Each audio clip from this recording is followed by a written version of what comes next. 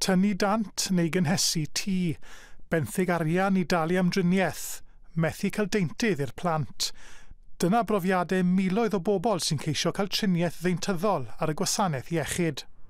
Ddechrau'r wythnos fe gyhoeddodd Cyngor Iechyd Cymuned Bai Abertawe adroddiad am wasanaethau deintyddol lleol. Yn ôl hwnnw roedd nifer anerbyniol o bobl yn byw gyda phoen oherwydd prinder deintyddion. Cafodd hynny i godi yn y Senedd gan un o'r aelodau lleol y prynhawn yma.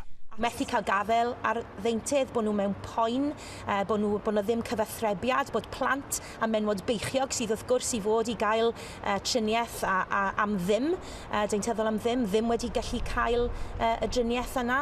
Mae yna bron i 9,000 o bobl ar y rhestr ym Mwrdd Iechyd Caerdydd ar Fro, 1,330 yn ardal Cwm Taf Morgannwg, a 1,255 ym Mhywys.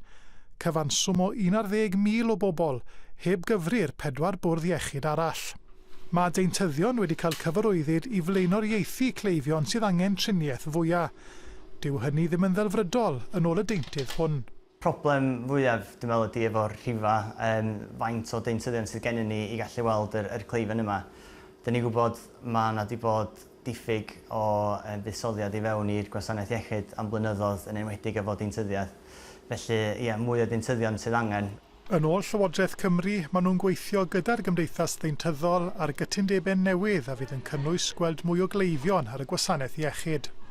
Ond maen nhw'n cydnabod y bydd angen llawer o waith cyn gweld gwên ar wynebau'r miloedd sydd heb ddeintydd ar hyn o bryd.